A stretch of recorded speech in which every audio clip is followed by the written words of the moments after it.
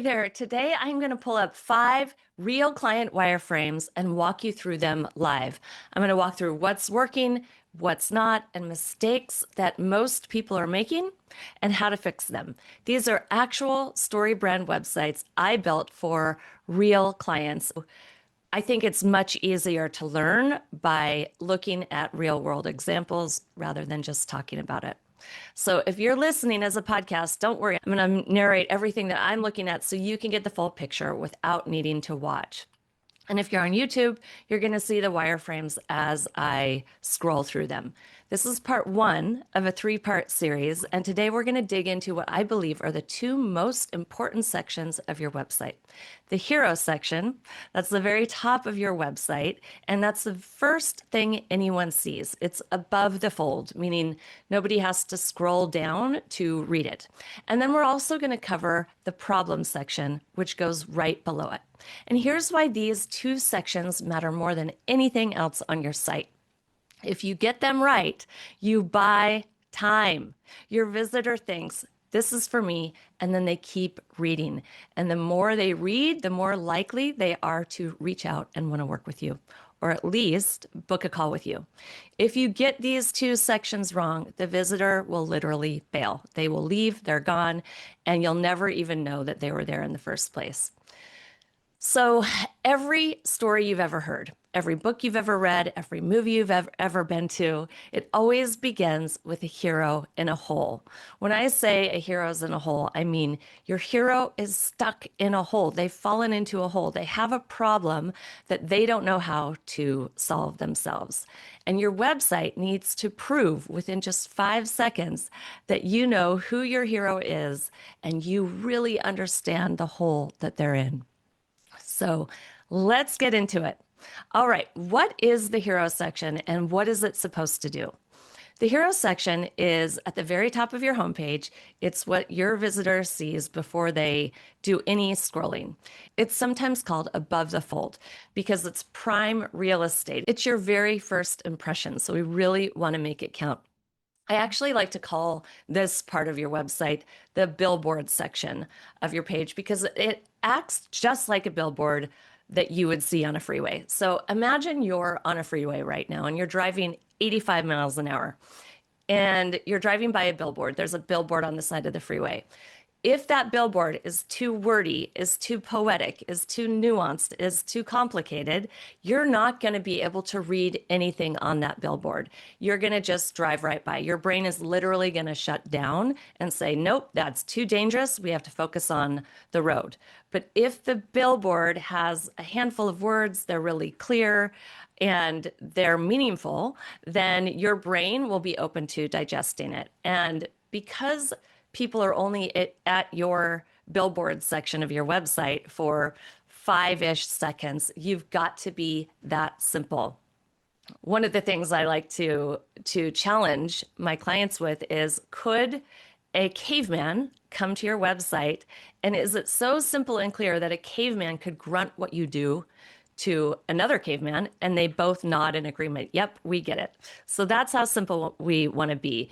Your billboard section or your hero section or your header section, they're all the same thing. They're all that first section on your homepage. It's got one job, and that's to answer the questions. What do you do? How's it going to make my life better? And what do you want me to do next? So it's got to do a lot of heavy lifting with very few words, and that's the challenge. The visitor coming to your website, all they want to know is, am I in the right place? Is this the right website for me? And if you don't communicate those things within about 5 seconds, they're probably gonna bail. So we've got one shot. We want to get it right. And this is why your hero section matters so much. So as I mentioned, I'm going to get into some real examples. But before we do, I want to answer this question, which is, what is the most common mistake coaches make in the hero section? So the most common thing I see is a coach who opens his or her website by introducing herself. Something like, hi, I'm Amy. I'm a certified life coach based in North Carolina, and I'm so passionate about helping women step into their power. And I want to be really gentle here because Amy probably worked really hard on that website and she's proud of it. And she feels personal and warm, like there's nothing wrong with showing up, being warm and welcoming and personal. But the truth is, there is a problem with this because the opening is entirely about Amy. And the visitor doesn't come to Amy's website to learn about Amy. They actually come because they have a problem and they're hoping that Amy can help them. In StoryBrand, Donald Miller teaches that your client is the hero of the story, not you. So I want you to think of yourself as the guide. You are the guide. You are Yoda. You are not Luke. Your hero is Luke Skywalker. You are Yoda. The moment you open with, "Hi, I'm Amy," you've just made yourself the hero. And your visitor, who is the actual hero, who we really want to position as the hero, you've just kicked them out of the narrative completely. And they feel that. Even if they can't consciously name it, they can feel that. They can't see themselves in your story. And so they're going to leave. The second mistake that I see a lot is really a high cognitive load message.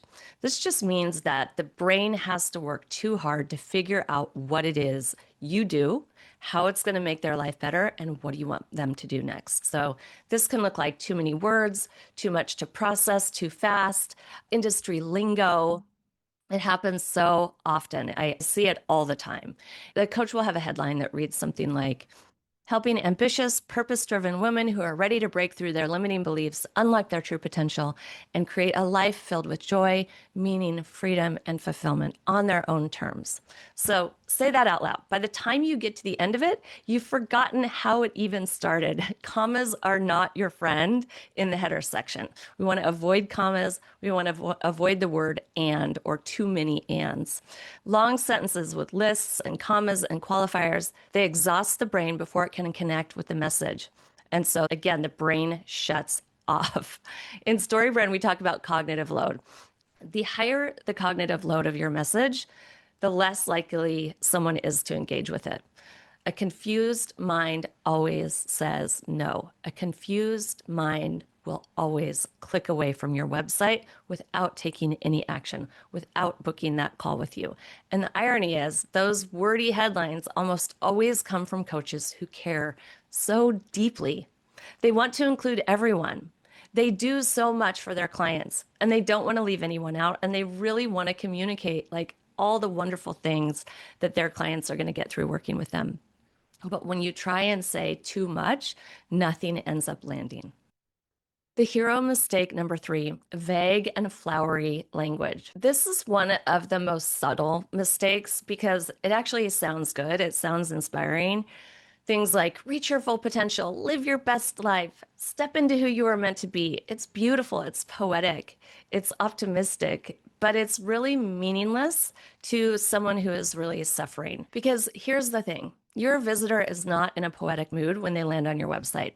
They're tired, they're probably frustrated, they've probably tried many things that haven't worked, they're a little bit cautious, and so vague, flowery language doesn't really meet them where they are. It kind of floats above them and feels unattainable and kind of squishy and fuzzy. It's just not something that their brain can hold on to. So like reach your fullest potential, a headline like that could describe a fitness coach, a business coach, a therapist, a meditation app, or a vitamin company. It's just too broad and too vague. And it describes no one specifically, so it really resonates with no one deeply. The antidote to flowery language is specific words that create specific results. Let me show you what I mean. Okay, now I'm going to walk you through a handful of real life examples of coaching websites and service provider websites that actually work. So all the 3 mistakes I just talked about, these websites are actually done right. These header sections are nailing it. So we're going to start with Krista, who is a coach, and she works with widows. Her headline is, "I help widows truly love life again." And then the subhead tells exactly what she does: evidence-based grief support and coaching to transition from surviving to thriving. Just a handful of words that say really clearly that she is a coach and she offers grief support to help widows transition from surviving to thrive. The next example is a parenting coach. This is a client named Jilly, and her headline is, I help parents handle challenging behavior with calm and clarity. And then the subhead is, break free from daily battles and rediscover the joy of parenting. Now notice she is telling the visitor what she does, how it's going to make their life better, and what she wants them to do next. The call to action should always be included in that header section because we want to tell them what we want them to do. So Jilly's call to action is book your family peace planning call. Notice we've integrated a benefit into that button so people know if they book a call, they're actually going to experience a benefit from the call, whether they work with Jilly or not. I'm going to go back to Krista's. Krista's main call to action for her widow clients is discover your grief stage assessment. When we implemented this call to action, she literally doubled her assessment signups overnight. Now, the next example I'm going to walk you through is Andrea. Andrea is a coach for women who are in the thick of dealing with infidelity. For Andrea's example, we've got a very clear headline, navigate the pain of infidelity and emerge stronger than ever. Coaching for individuals and couples ready to face the truth, reclaim your power, and build something beautiful. And then her call to action is book a Find Your Path Forward strategy call. So again, what do you do? How's it going to make my life better? And what do you want me to do next? These headlines are all about the hero. They are not about the coach themselves. They are not about the guide. We have time to get into that later, like as we've built trust and allowed the visitor to really buy into what you do and know they're in the right place. Later on in the page, we can talk about you as the coach or the service provider. But right up top, we want to only talk about our hero. So another client I want to feature today is Molly. Molly has a group membership for her clients, and her headline is Master Every Area of Your Life with Grace and Ease. Join a community of ambitious women who are ready to find balance in their success, feel peace inside, and create a life they actually enjoy. So we do have a few commas in there, but the words are just so simple that my brain can actually track and remember. And then finally, we have my client, Megan, who is a coach as well for working moms. And her headline is Stop Running on Empty and Start Living a Life You Love. Coaching for ambitious working moms ready to trade overwhelm for peace. So notice how clear that is. Okay. So you've got your hero section dialed in. Now we're going to delve into the problem section. And what I want to answer here is, why does this section matter so much? It is literally one of the most important things that you do on your website. If the hero section answers, am I in the right place? The problem section answers, does this person actually understand what I'm going through? This is the moment your visitor goes from curious to fully engaged, because in the problem section, we open up a story loop. And when we open up a story loop, our brains can't help but fully engage. And we will not disengage until we know that loop has been closed. It's just a story psychology. So here's the StoryBrand principle that drives this. Every great story begins with a hero who has a problem they don't know how to solve on their own. Your visitor is that hero, and they showed up on your website because they're literally in a hole and they need you to help them get out of the hole. Your job in the problem section is to describe that hole so accurately that they feel understood before you've offered them a single solution. Because here's what most people don't realize. People don't buy solutions. They buy the feeling of being understood. And when they feel like you get them, they automatically think that you're, of course, the best one to solve it for them. So there's a lot of psychology that goes on in this section that is incredibly powerful. So what do most coaches get wrong on the problem section? The most common mistake I see is naming only the external problem. and then stopping there. A coach will write something like, "Are you struggling to grow your business?" And yes, technically that is a problem, but it's an external problem, meaning that's something that somebody could identify on the outside. Struggling to grow your business describes really half of the internet. So it's very broad and it just doesn't resonate as you really understanding things on a deeper level. We want them to really feel like, oh my gosh, she's in my head. How does she know that I wake up at 3 a.m. in the middle of the night and think about this stuff? So, what's missing with this problem that I'm talking about here, are you struggling to grow your business, is that it's not paired with an internal problem. So, in StoryBrand, there are really three levels of every problem. There's the external, the internal problem, and the philosophical problem. The external problem is really the situation, the external situation. It's the thing you can describe factually. The internal problem is really how that situation makes you feel. It's the emotion underneath it. And then the philosophical problem is the deeper, it's just not right, or you deserve something better. It's the injustice of it. And most coaches name that external and then they skip straight to their solution. But your visitor doesn't need you to name their situation. It's okay to name it, but you always really want to pair it with that internal problem because people really make decisions based on emotion. And when you really tap into their emotions around this problem, they are more likely to just justify it after the fact with their head, but it's because you've tapped into that internal problem. So what they need you to name is really how it feels to be in that situation. That's really what creates that, oh my gosh, she really gets me moment. Now let me walk you through some real life, real world websites that I have created. And I'm going to show you the problem section of each of them. And don't worry, if you're listening, I'm going to talk you through each one so you're not going to miss anything. Okay, now we're going to start with Krista's website. So the overarching problem is many widows get stuck in survival mode.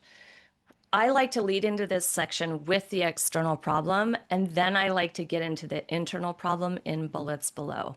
So Krista actually has two different audiences. They're both widows, but some of them are in the early stages of grief, and some of them are in the later stages of grief. So a few problems for that first audience is soon after loss, are you wondering if you're grieving the right way? Battling brain fog and emotional exhaustion, feeling alone because no one really understands, barely keeping it together for those around you, uncertain about what comes next. Notice all the emotions that come up in those bullet points. We're really like looking under the hood of the problem and naming the emotions that come along with that problem. And then for her other group of clients who are widows who have been grieving for a while, we say, if you've been grieving for a while, are you wishing you were farther along? Are you afraid your best days are behind you? Are you feeling guilty about wanting more from life again? Are you trying everything but still feeling lost day to day? Are you unsure who you are now and how to rebuild? So this is where really we ensure that the visitor feels seen, feels heard, feels not alone in their struggle. And again, when you really articulate this well, they feel like you're obviously the best one to solve it. So now we're going to move on to the parenting coach example, Jilly. Overarching problem, mainstream parenting strategies often don't work on kids with difficult behaviors. External problem, this is really great. This is the overarching external problem. Then in the bullets below, we've got, are you struggling with walking on eggshells, dreading the next meltdown, avoiding social situations due to your child's unpredictable behaviors? Everyday tasks and transitions that feel impossible to navigate with your child. Parenting techniques that are no longer working. Disconnection and isolation due to strained relationships. So notice, again, we're popping open that hood and we're articulating the internal problem. And I love to pair this section with an image of what this looks like, an image of your hero struggling. We want to bring to life the bullets that we're working through. Andrea's problem section, remember, she works with, she helps people navigate infidelity and emerge stronger than ever. So her problem section says that overarching problem is betrayed women often lose trust in their intuition because they were intentionally deceived. Are you struggling with intense emotions that cycle between anger, blame, embarrassment, and shame? Indecision about your relationship and its future? The inability to trust your own judgment or intuition? The inability to find peace because everything feels chaotic and unstable? And then we want to pair those bullets with an image of what that actually looks like. Often, like this would be a woman in distress, feeling uncertain and out of touch with herself. For Molly's problem section, we've got, you've tried to build the life that you thought would make you happy, but you often feel exhausted, anxious, and disconnected. Are you fed up with a life that checks all the boxes, but you still feel dissatisfied? Constant pressure to keep it all together while running on empty. Feeling desperate to feel like yourself again. The chaos of life and never-ending responsibilities. So notice we're just really articulating the problem, and we want the visitor to be nodding their head. Yes, finally, someone who gets it. And they don't have to nod their head at every bullet, but at least a few. And then the final example that I want to share with you for the problem section is Megan's. The overarching problem is many working moms carry an invisible mental load that no amount of productivity hacks will fix. Are you fed up with mental fatigue and internal buzz that never shuts off, losing yourself between the to-do list and bedtime routines, people-pleasing and perfectionism that leave you completely depleted, promising yourself you'll do better, then feeling guilty when you don't? So these are really great examples of articulating that problem, and her working mom clients are going to be feeling just so relieved, so seen, so heard in their struggle. Okay, so how do you know if your hero and your problem sections are actually working? So here's what I want you to do right now. If you can, go to your website, pull up your homepage, and I want you to audit 2 sections back to back. Start with your hero section, the very top of the page. Read the headline out loud, and then ask yourself, does this name a specific person and a specific result? Or is it vague that it could apply to almost everyone? Then ask, am I the subject of this sentence, or is my client the main focus of this headline? If your headline starts with, I help women fill in the blank, that's totally okay, as long as the rest of the sentence is entirely about them. If it starts with, hi, I'm Jamie, we should probably talk about revamping those words. Then count the words. If your headline is more than 12 or 15 words, it's probably trying to carry too much. See if you can cut it down and still say the same thing. I want you to edit, edit, edit. Then I want you to scroll down to your problem section. Read your problem bullets out loud and slowly. For each one, ask, is this describing the situation, the external situation, or is it describing how it feels to be in that situation? It's okay to have your headline in the problem section be about the external problem. I like to have my headline name the external problem. Then I really like the bullets underneath them to name the internal problem. And here's the question that will tell you everything. If your ideal client reads this right now, would they think, that's sort of me, or would they think, how does she know exactly what I'm going through? How is she in my head? If you answered sort of, you've got a little bit of work to do. And if you answered, yeah, exactly, they can name themselves, you are definitely on the right track. So here's what I want you to remember from today. The hero section and the problem section are the gatekeepers of your entire website. Get them right, be clear, client focused, be specific, and you really buy more time with your client. Your visitor will say, oh, I trust them enough to keep reading. When you get these wrong, if they're wordy, if they're vague, if they're nuanced, they're going to bail. They're going to bail before they ever get a chance to spend time with you and understand what you do and what you offer. So all the coaches we looked at today They were able to earn trust in a handful of seconds, not because they have beautiful websites, which they do, but because they led with clarity and they named the internal experience of their client. That's the work. It's very doable. It's not hard. In part two, we're going to come back to a handful of these same wireframes and we're going to work our way down the page. We're going to work our way through the next two sections. So stick with me, come back, and we'll keep going through the page. If you're listening today and thinking, I need someone to look at my website and tell me exactly what's going on, that's what my money-making messaging call is for. We'll look at your messaging together, find the gaps, and you'll leave knowing exactly what you need to change. The link is in the show notes, so go look at your heroes section, and if it starts with, "Hi, I'm Jackie," you'll know what to do. I will see you in part two.